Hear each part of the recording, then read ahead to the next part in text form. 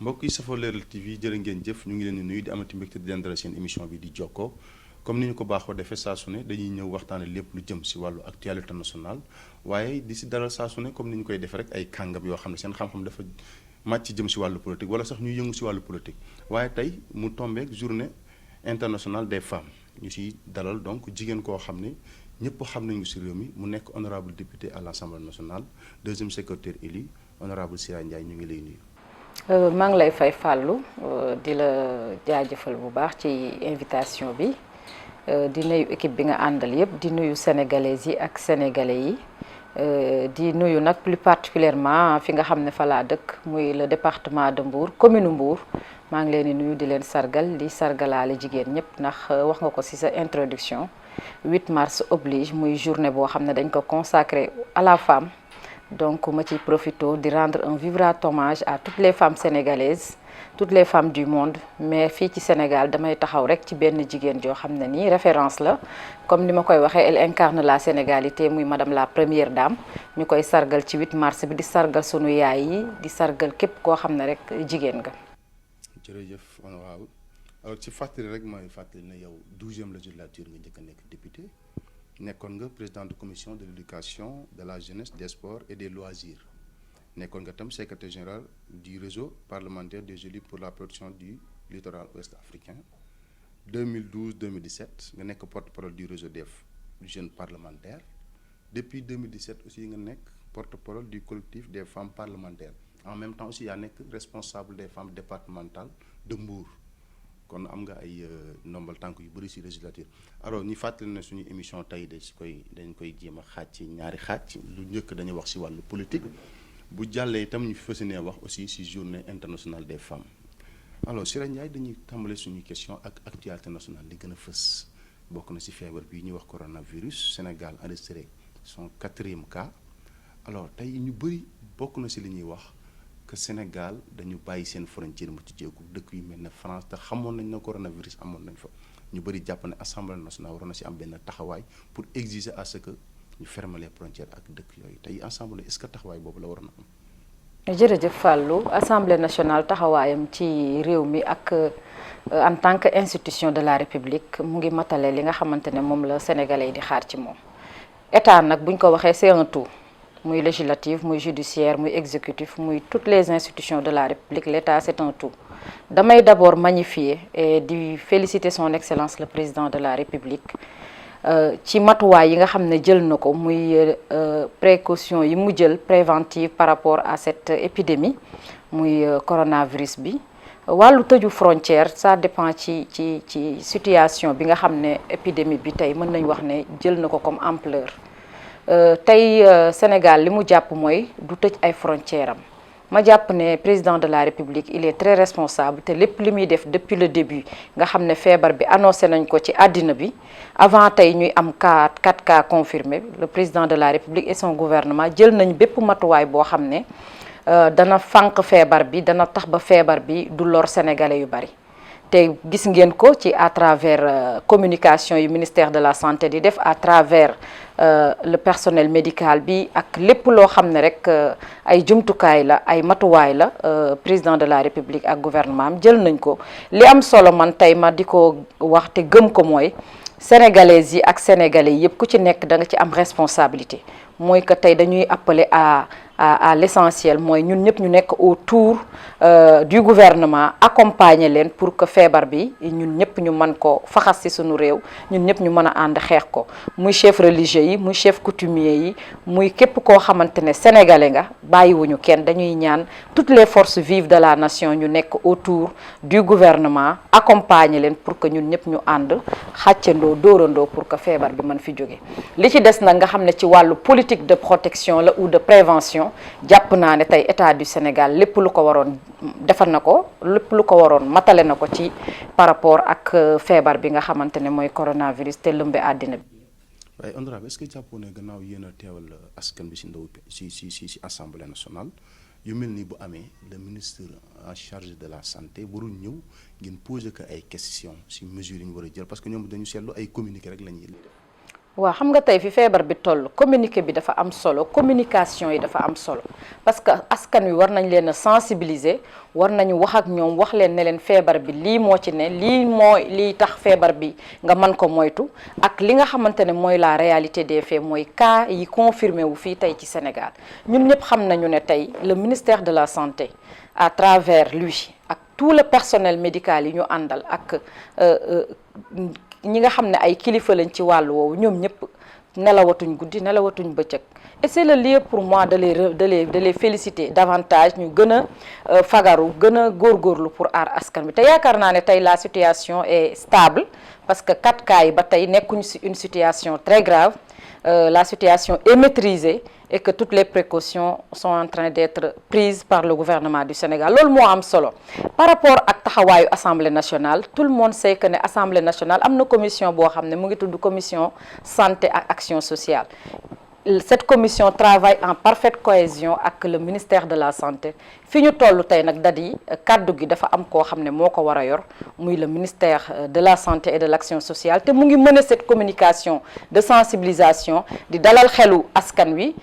wax leen ne leen feebar bi ñun ñëpp ñooy àndandoo kii ko dàq ko ci réew mi mais di laaj di wax sénégalais yi ak sénégalaises yi ñu ànd ak xel mu dal parce que ci xel mu dal aussi lañ mën a àndee ñun ñëpp xeex li nga xam ne moom mooy feebar mais par rapport ak taxawaayu assemblée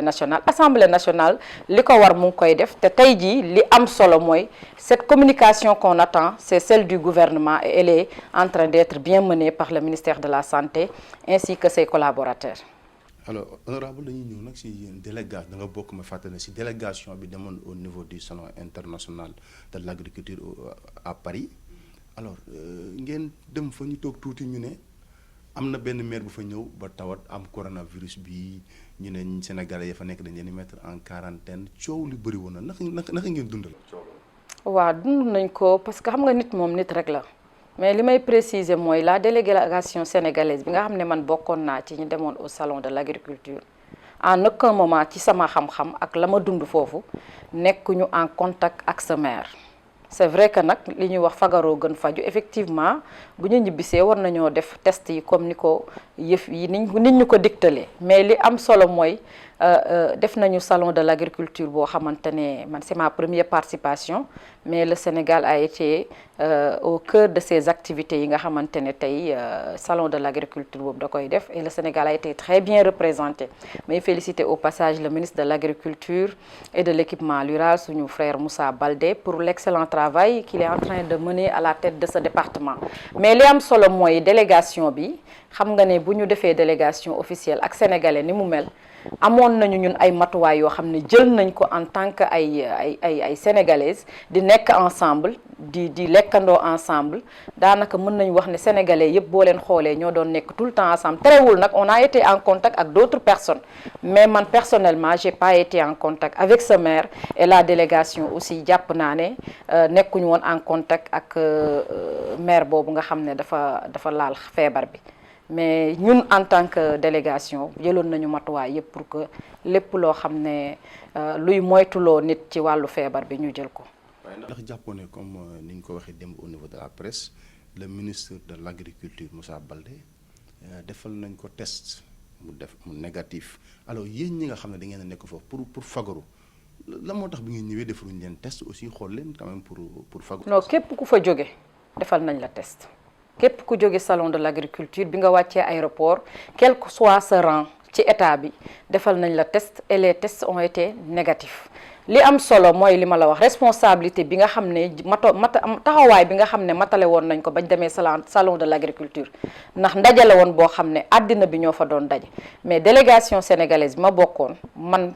ak keneen ak sama morom jëloon nañu matuwaay yépp parce que ñu ngi doon suivre information yi au niveau de la France et au niveau de notre pays te xamoon nañu ne feebar bi dugg na France aussi doon na jël ay matuwaay mais ñun aussi jëloon nañ ay précautions yoo xam ne on n'était pas en contact ak certaines personnes yi nga xam ne elles étaient déjà affectées par le corona. On était tout le temps ensemble en tant que Sénégalais xam nga sénégalais fu muy nekk ak moromam tout le temps ñooy ànd ñooy waxtaan ñooy kaf ñooy ree te ay kilifa yu mag lañu woon mais dañoo dindi woon seeni mbubb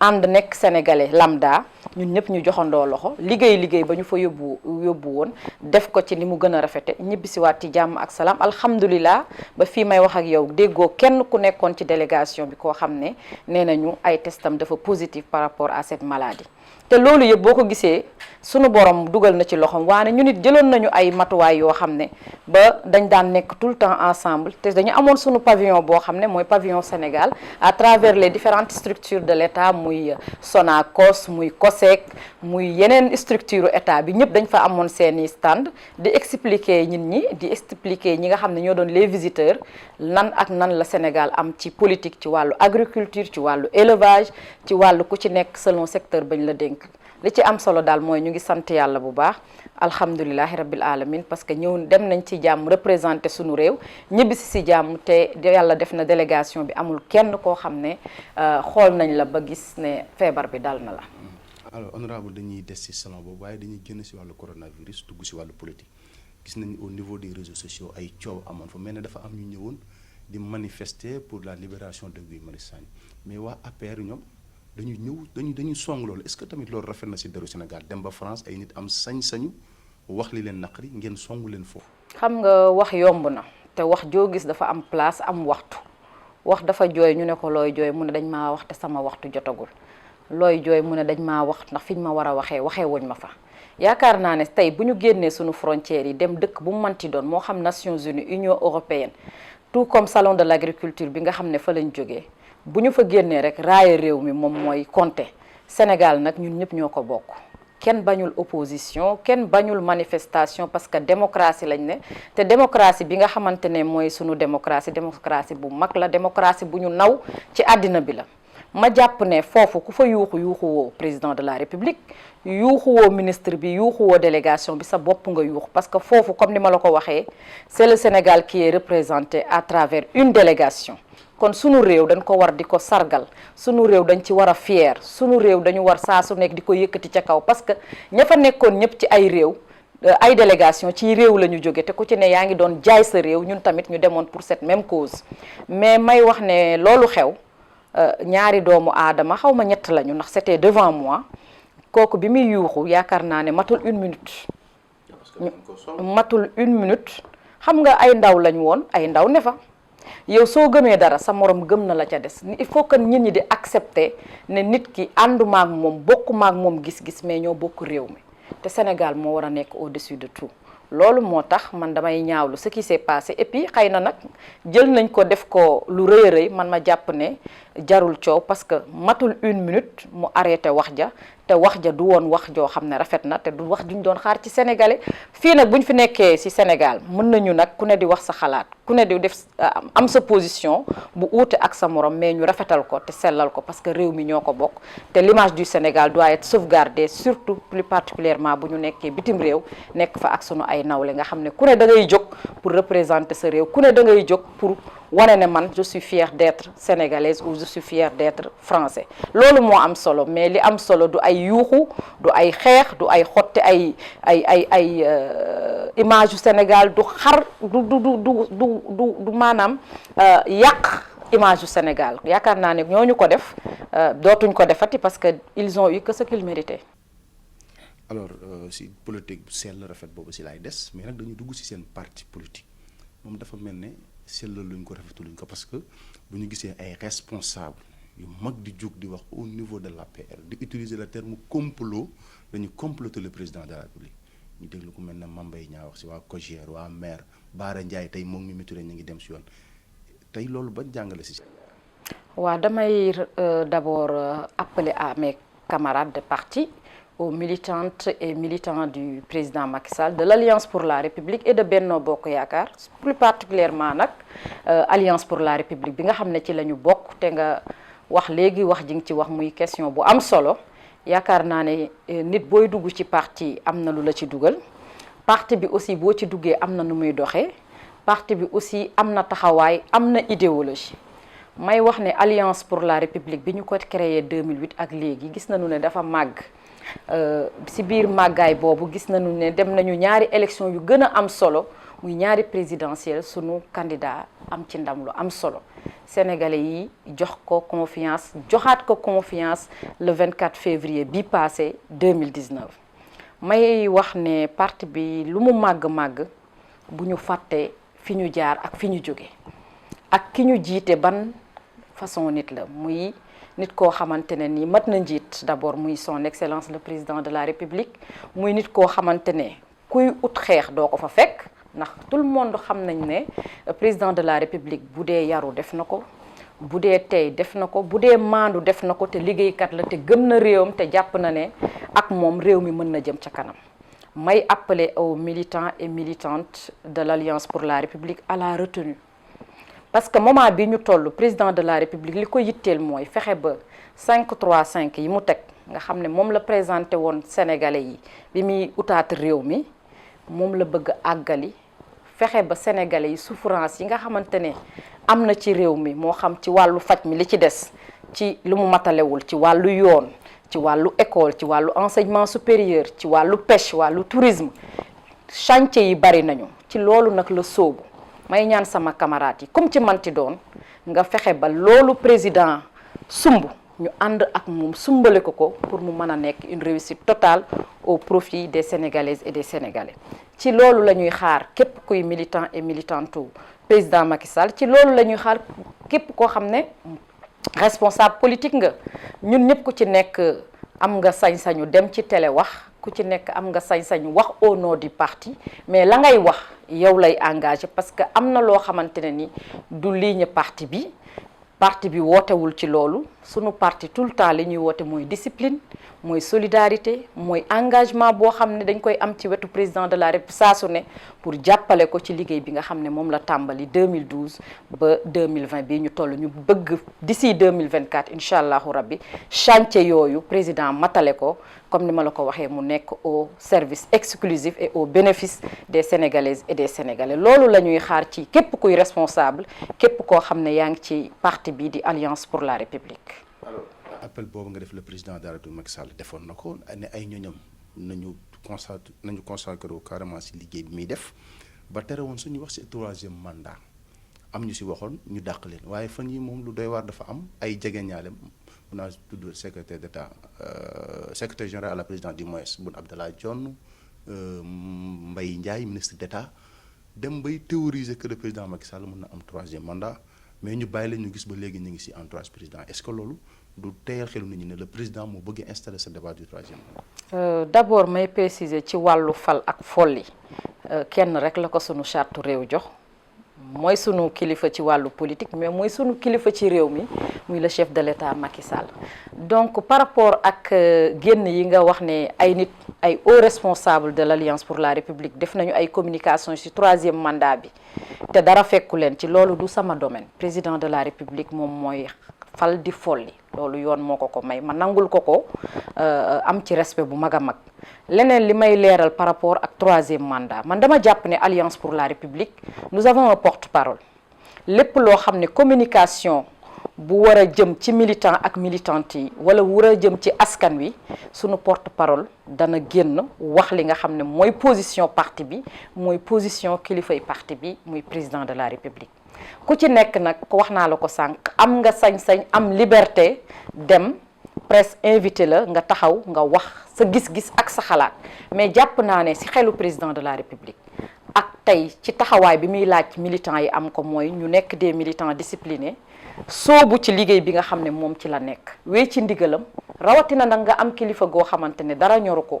dara safu ko lu dul Sénégal bu émergent mën a am Sénégal gu prospère mën a am Sénégal gu dal bu am jàmm bu am sécurité ku bëgg a faju ku bëgg a dem ci tali bi ci yoon wi maanaam déplacement yi yomb moo xam sur le plan aérien ndax gis nga avec la nouvelle compagnie Air Sénégal bi nga xam ne ñu ngi ciy def jéego yu am solo ci bépp secteur boo xam ne dafa laal dundu sénégalais yi ñu fexe ba mu am une amélioration nette ci loolu la ñu war a nekk ñun ñëpp muy man di sama morom ak ku ci nekk rang boo mënti am jàpp naa ne benn kilifa kese la ñu am benn njiit rek la ñu am muy son excellence le président de la république mu nekk sunu kilifa ci parti bi nekk sunu kilifa ci coalition bi. donc man personnellement ak keneen ku mel ni man jàpp naa ne li am solo mooy ñu concentré wu encore une fois ci li nga xam ne mooy liggéey bu rëy bi nga xam ne moom sumb na ko te mu tënk ko ci 3-5-3 tuddee ko programme liggéeyal ëllëg. na yor nga ay ndombal tànk yu am solo ci réseau des parlementaires ouest africain ñu gis ne ku mel ne Alassane Dramane Ouattara def na déclaration solennelle ne moom du def 3e mandat ba ku mel ne Emmanuel Macron rafetlu ko africain yëpp rafetlu ko alors yow tey en tant que jeune boo doon digal ci président Macky Sall par rapport au 3e mandat loo koy wax. waaw li may wax man awma lu may wax président de la république parce que wóolu naa ko d'abord te xam naa ne personnalité am romb na ci lu bari yu ñu koy woo ci ay sujets yoo xam ne ay détails la li may wax mooy Alassane Ouattara il est le président de la Côte d'Ivoire du Sénégal dafa am charte am ay institutions am président de la République bu tudd président Macky Sall ñoom ils sont à 7 mois des élections présidentielles ñun on est à 47 mois des présidentielles pour le Sénégal ndax 2024 la ñuy def ñun suñu présidentielle jàpp naa ne question 3e mandat c'est pas à l'ordre du jour c'est une question inopportune qui n'a pas de sens ci tey fi ñuy waxee nii dans la mesure où le président mu ngi doog a am 1 an ci biñ ko falaatee ak réew biñ ko falaatee ak léegi waxi 3e mandat foog naa ne ñi koy wax dañu amul beneen sujet bu ñu war a débattre parce que tey war nañoo mën a wax ci programme yi nga xam ne président teg na ko pour askan wi la couverture maladie universelle dañu ko war a saytu xool lan moo ci am avantage ci askan wi ak lan moo des pour nu mottali ko lu mel ni Promoville programme bu am solo la lu mel ni PUDC lu mel ni tey l'employabilité des jeunes la formation des jeunes am na des sujets yoo xam ne ñun en tant que alliance pour la République ñun en tant que majorité présidentielle ci loolu la ñu war a dem ci Sénégalais yi expliquer leen tey politique yooyu ban apport la indil Sénégalais yi lan la ci Sénégalais yi di xaar Sénégalais yi est-ce que proposition yooyu programme yooyu président Macky Sall teg gis nañu seen bopp te jàpp naa ne gis nañu seen bopp ñu ci bari ndax loolu moo waralaat la réélection du président Macky Sall en 2019 au soir du 24 février ma jàpp ne képp kuy jàppale président tey sa wareef ak sa taxawaay mooy fexe ba vulgariser tey ces programmes fexe ba ñu xool politique publique yooyu politique sociale yooyu président de la République teg nan la ko askan wi di dundee ak ban impact la am ci askan wi en tout cas ñun ci loolu la ñu nekk 3e mandat c'est trop tôt d'en parler te it bu ñu fàtte ne Sénégal conseil constitutionnel mooy valider ou invalider une candidature man nag ma nekk une républicaine gëm ne dafa am waxtu politique ak waxtu liggéey waxtu wi nu toll nag jàpp naa ne liggéey moo xew ndax président ci loolu la woote ci loolu la ñuy nekk bu ñu demee nag ba campagne électorale ubbi ñu war a dem présidentielle wala ay législative wala ay locale daañu ci soobu en tant que politique daañu ci soobu pour xool nan la ñuy fexe ba sunu candidat bu dee présidentielle la mu am ndam su fekkee ne sunu charte réew may na ko mu présenté wu waat su fekkee ne mayu ko mu présenté wu waat ñu xam ne loolu la yoon dogal mais ñun nous sommes des légalistes te jàpp nañ ne ñun li ñu am confiance mooy sunu justice réew sunu ay loi réew wóolu sunu ay institution lépp loo xam ne charte bi wax na ko ñun dañu ciy tegu parce que ñun noonu lañ ñu yaree ci parti bi ñu nekk loolu la ñu président aussi jàngal bi ñu nekkee ci wetam ak léegi. alors honorable ñuy génn ci politique carrément dañuy wax au niveau de politique locale Mbour ñu paat ni Mbour ngay milité waxoon naa ko ci début ba yaay foofu responsable des femmes au niveau départemental alors muy Mbour tamit bëri na ay xëccoo dañuy gis yow Oumar Youm xëccu fee Cheikh Issa Sall xëccu fee seen foofu politique gu APR dafa mel ne jubóo bi ñuy woote amul foofu. waaw foofu aussi damay préciser effectivement Mbour lay milité commune bi ak département bi yàlla dogal na maa jiite femmes APR yi au niveau départemental et les femmes de Benno Bokk Yaakaar précision bi may apporter nag mooy Mbour dañu am coordonnateur départemental muy le ministre des transports muy Oumar Youm comme ni nga ko waxee ñëpp nangu ko amul kenn koo xamante ne nii nanguwoo ne moom mooy le coordonnateur ndax lépp lu nekk ci wàllu département bi moo xam convocation réunion la moo xam activité bu ñuy def au niveau départemental lépp moom moo koy coordonné ñu nangul ko kilifteef boobu mu mate ko aussi ndax taxawaay bi rafet na te te ku ne xam na ne c'est quelqu'un qui est fidèle et loyal au président Macky Sall muy accompagner nag njabootu Macky Sall gi yépp foofu au niveau du département de Mbour. coow nag du ñàkk ci politique parce que gis-gis yi dafay wuute position yi wuute mais ñun ñëpp njabootu président de la république lañ kooku moom loolu rek laa bëggoon a leeral par rapport ak l'Alliance pour la République au niveau du département. ci Benno Bokk Yaakaar bi aussi nangul nañu Omar Youm ne moo jiite la coalition Benno Bokk Yaakaar foofu nag mënuma dugg ci département de Mbour te duma jaalewaat di ñaan aussi yàlla yokk ay leeram muy fa président Ousmane Tanor Dieng mu am lu bari lu mu def dans le département ci cadre coalition bi mais ci taxawaayam ci jàppale son excellence le président Macky Sall kooku luñ ko rendre hommage rek doyul parce que liggéey na ko ci département am liggéey na ko ci commune am muy Nguéniène mais liggéey na ko aussi ci Sénégal moo tax mënuma woon a dugg ci département de Mbour te duma ko rendre hommage ñaanalaat ko sunu borom fa mu tëdd yàlla na ko yàlla xare àjjana. alors mais est-ce que itam xel nangu na fu mel ne un chef-lieu département bu mel ne Mbour Cheikh Issa Sall nekk fa nga nekk fa aussi ku nekk bon xeebuma Thiadiaye mais Thiadiaye ni mu tuutee aussi mu mun a coordonner département bi te politique bi dëgg-dëgg Mbour c'est au niveau de la commune de Mbour. xam nga kenn weddiwul ne la commune de Mbour c'est la capitale départementale tey bu ñu wax électorat du département de Mbour c'est Mbour commune kenn mënu ko génne ci département de Mbour ndax mooy jouer les premiers rôles mais falu du noonu te it kaay ma jiite leen kaay jiite ñu moo ko gën Omar neewul kaay ma jiite leen ñun ñoo ko ne monsieur le ministre te bañ koy def coordonnateur boobu déggul monsieur le ministre déggul sax directeur de la SNR c'est tout au début de nos activités après la prise du pouvoir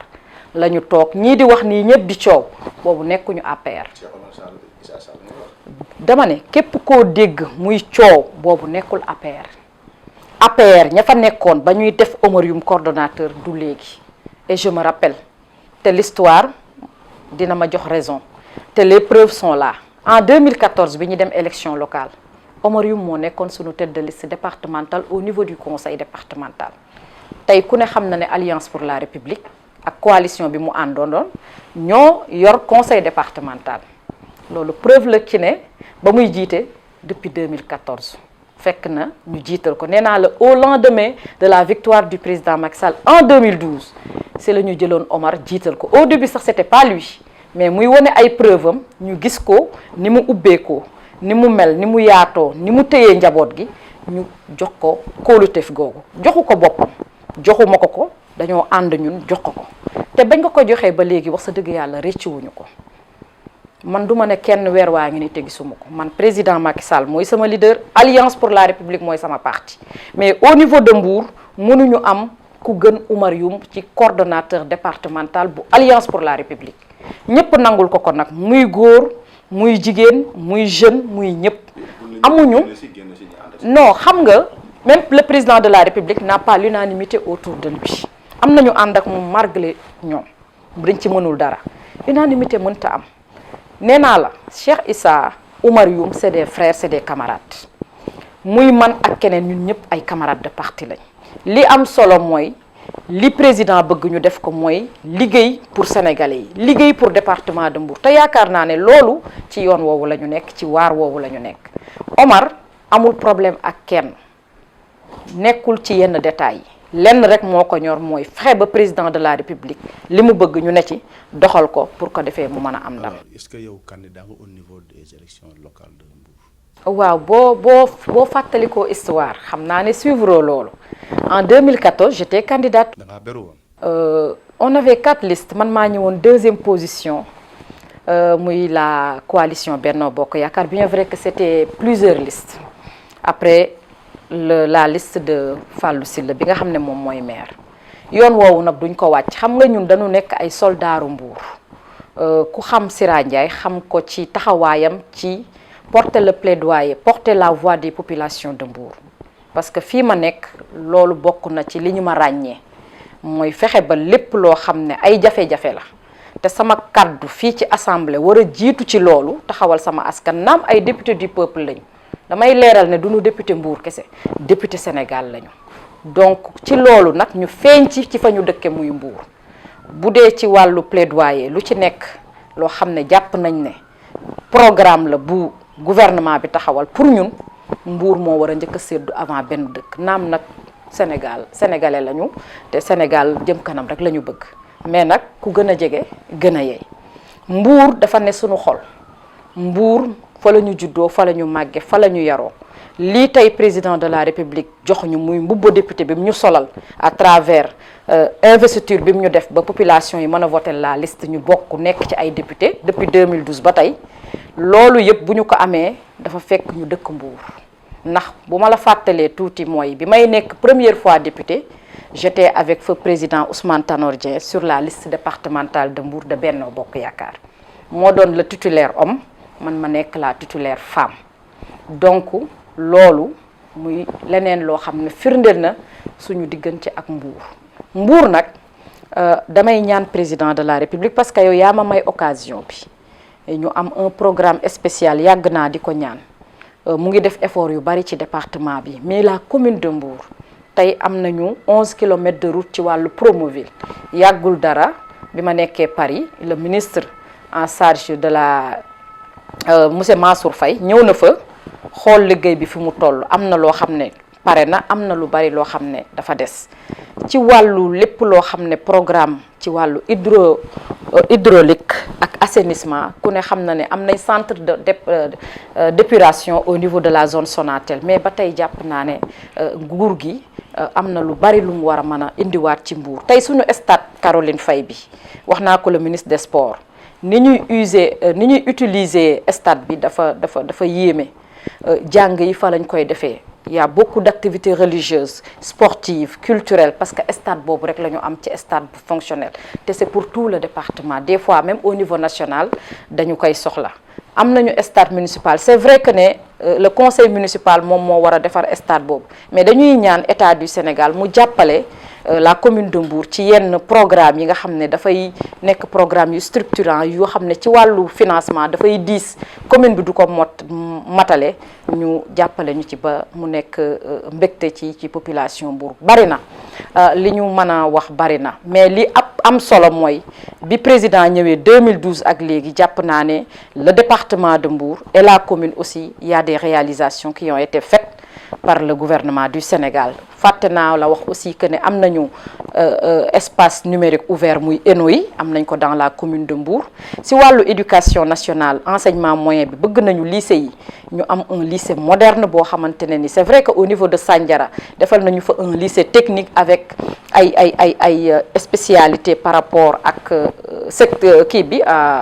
département bi ni mu bindoo mais yaakaar naa ne ci wàllu yu bari ñu ngi ciy xaar le président de la République ci wàllu pêche y a beaucoup de choses qui ont été faites ci wàllu tourisme aussi tey ku ne gis na ne am nañu ñaari nouveau site touristique muy Mbodiène ak Pointe Sarène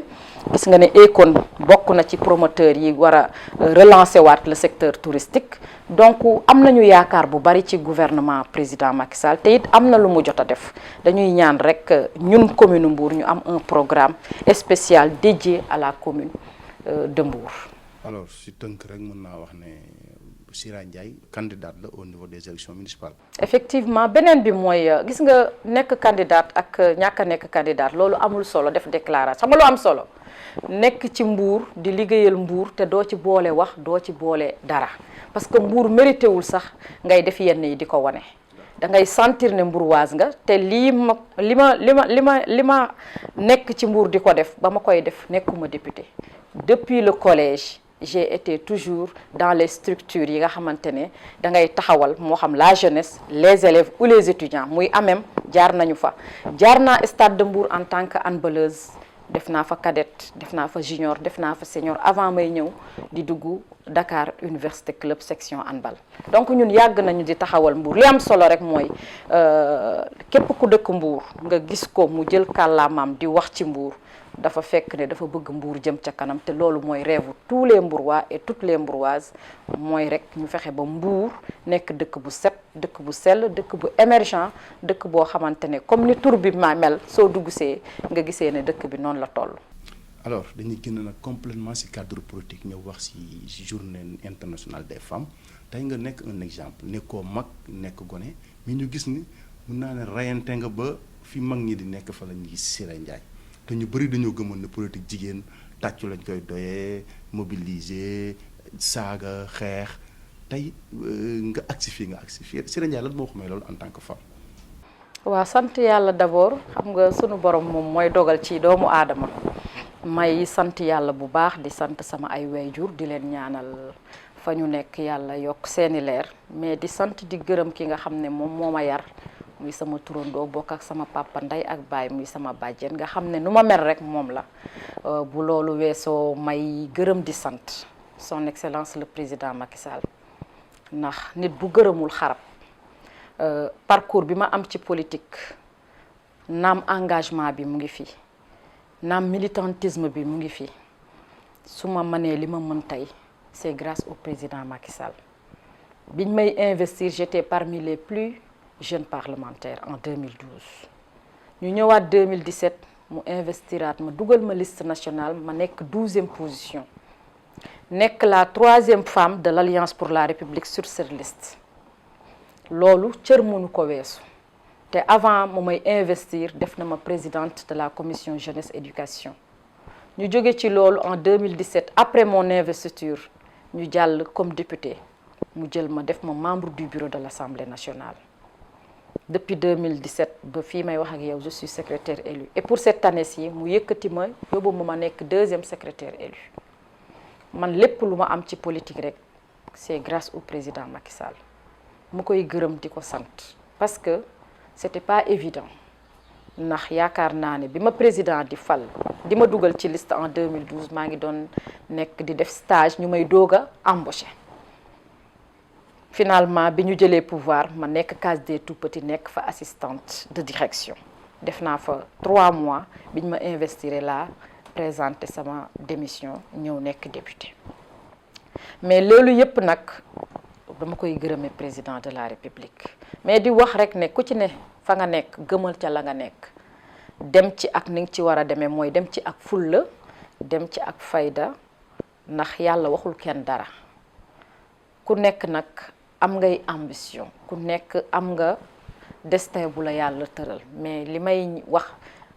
politiciens yi rawatina jigéen ñi ak ndaw ñi mooy ku ci ne la nga ne na nga ko gëm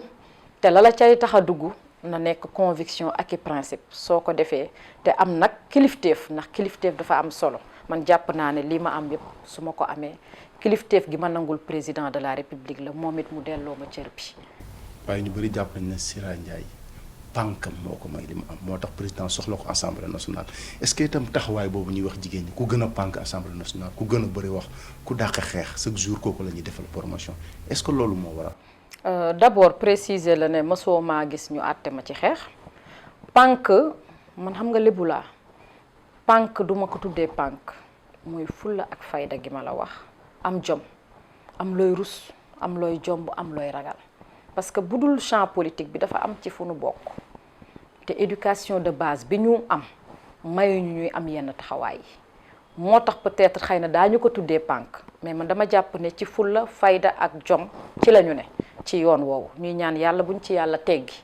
li am solo mooy fépp foo nekk waneel yow yaay kan waneel say principe ak say conviction parce que nit ki du def lu mu gëmul man li may def ci politique dama ko gëm li may def ci politique dama ko bëgg ba may engagé wu en 2006 ak président de la république yaakaar naa ne ñëwuma woon pour nekk député dama gisoon nit koo xam ne jàpp naa ne benn nite na parce que nite dafa am solo ñaareel bi mu amoon ambition yoo xam ne dara taxu ko woon a jóg mooy Sénégal gu jëm ca kanam ñu ànd ak moom ba lii dab ñu ci mais ci bim ñu ci dabee it dañoo continuer di am fulla di am fayda man nag li may koy waxee chaque jour président de la république ku ko tudd ma parce que damaa gëm ne sama kilifa la te kalaa jaar ci moom bay àgg daa jaar ci man loolu laa jàpp leneen li ci des na je suis fière de ce que je suis fière nekk nit koo xamante ne dañ naan dafa pànk dafa am fulla ji dafa bari mais c'est ma personnalité qui est comme ça et j'en suis très fière. alors tey Siré Ndiaye ban rôle la jigéen war a mën a am si wàllu politique Sénégal taxawaayu jigéen lan la war a doon si wàllu politique Sénégal. waa taxawaayu jigéen ci politique dafa am solo te du ci politique rek neel ci société bi ndax jigéen mooy société jigéen mooy lépp jigéen moo nekk au début et à la fin tey plan Sénégal émergent bi président Macky Sall woote boo xoolee politique yi mu teg yëpp da cee jiital jigéen jox ko ci cër bu am solo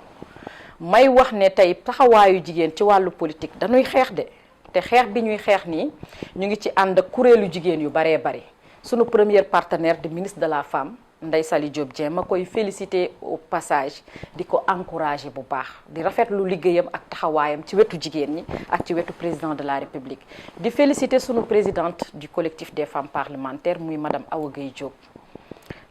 ndax fii ci assemblée dañu am kuréel goo xam ne dafa regrouper député yu jigéen yépp amul opposition amul non inscrit amul majorité man mi wax ak yow maa yor seen kàddu léegi nag liggéey bi ñuy liggéey assemblée bi mu ñu boolee dañu ànd ñun ñëpp bokk ndey ak baay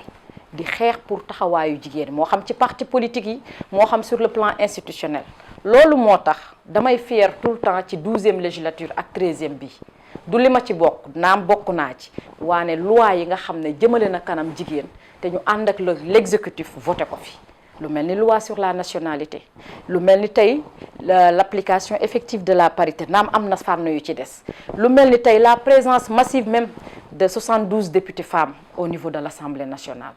donc récemment rek ñu ngi voté la loi sur la criminalisation du viol et de la pédophilie mu nekkoon combat des femmes bu ñu nee femme du parlement bi du politicien bi du ñépp ci la ñu bokk jigéen la may wax ne tey ñun combat yi ñu continuer nar ko mëne mooy tey lu mel ni la responsabilité parentale ku ne xam na ne tey la loi sur la nationalité doit être accompagnée par cette loi sur la responsabilité parentale ndax xale bi tey bu ñu gisee ne papaam ak yaayam dañu divorcé dañuy gis ne pour mu am autorité responsabilité parentale ba il faut que papa ji signé wala papa ji joxe ci kàddoom léegi xeex nañu ba am loi sur la nationalité li koy mottali mooy tey ñu indil ñu la loi sur la responsabilité parentale beneen bi nga xam ne combat wu jigéen ñi la mooy ñu am l'application effective de la parité dans les bureaux des conseils municipaux et dans les bureaux des conseils départementaux yow xam nga ne conseils départementaux yi ak conseils municipaux yi baree bari seen bureau paritaire dañoo salfaañe loi bi loolu ci xeex bi nga xamante ne collectif bi dina ko def ànd ceeg kuréelu jigéen ñi ak ministre de la femme nous voulons plus de femmes maires nous voulons plus de femmes ci les conseils départementaux et municipaux liste bi naam dana valable dañ koy valider parce que boo deful parité kenn du ko valider mais nañu ko àggali ba ca cëppaandaw ga mooy bureau ba fa nga xamante ne fa la décision yi di jóge jigéen ñi dañ fa war a nekk matale fa seen liggéey te loi bi may na leen ko beneen bi nga xam ne aussi jàpp nañ ne ñun tey ci xeex yi ñu war a xeex la bokk mooy l'âge du mariage ku ne xam na ne tey l'âge du mariage ci wàllu jeune fille bi dañ ko def à 16 ans muy fukki at ak juróom benn ku góor ki ñu defal ko fukki at ak juróom ñett jaadu na tey ñu fexe ba jeune fille bi mu am 18 ans pour mën a dem nekk ci biir néegu sëyam loolu dana tax ku jigéen ki des école parce que tey seetlu nañ ne jigéen ñu baree bari dañ leen di defal mariage précoce ba mu yàq seen jàng te tey gis nañu aussi ne lu góor man jigéen mën na ko neewuñu ñun ak góor ñi ñooyam parce que nag ay doomi aadama lañ ay jullit lañu xam nañu ne góor dafa war a ne ci wetu jigéen waane xam nañu tamit jigéen bu newul ci wetu góor am na lu cay manqué moo tax ñu bëgg vraiment président de la République yàgg na di ñu déglu parce que c'est l'avocat des femmes ñu jàppale ñu ci ñetti combat yi nga xam ne moo ne sunu kanam te jàpp nañ ne dañ ci am résultat yu positif ndax président kuy déglu jigéen ñi la ku bàyyi xel jigéen ñi la te moog jigéen ñi ñoo ànd pour mën a tabax Sénégal gu prospère. bari dañuy jeexal parce que waxtu bi jeex na mais bari ñuy jeexal ay laaj yu gàtt réponse yu gàtt tey su ma la doon wax femme de l'année kan nga may jox. ci Sénégal man de femme de l'année dama koy jox tout le temps madame la première dame xam nga lu tax Marième Faye Sall. xam nga lu tax tey c'est la mère de la nation sénégalaise. laa koy jox est-ce que gëm nga ne Sénégal mën na am présidente bu jigéen. waaw mais tollooguñu fa parce que loo gis processus la bëgg nañ ko te dinañ ci xeex bu waxtu ba jotee te daanaka am na association yu ci commencé di xeex mais dafa am lu ñu war a régler suñu biir mooy la solidarité féminine ba tey dafa des mais Sénégal mën na am présidente bu jigéen. alors tey ñi fi nekk ñëpp di jigéen di produit su ma la waxoon tànn si kenn muy présidente du Sénégal kan ngay tànn. non mënuma tànn parce que man damaa tànn ba pare. ki ma tànn président de la République la son excellence Macky Sall bu nu weesoo président Macky Sall boobu beneen waxtaan la mais pour l'instant kenn laa am muy excellence le président Macky Sall Macky rek laa wóolu. alors honorable ñu ngi lay sant di la gërëm bala ñuy jeexal ñu bàyyi la nga def sa message au niveau des femmes ñu tëj. waaw jërëjëf Fallou di la remercier waat bu baax yaak sa équipe ñoom Oumar ci vraiment réalisation émission bi yaakaar naa ne lépp lu ñu fi wax rek sunu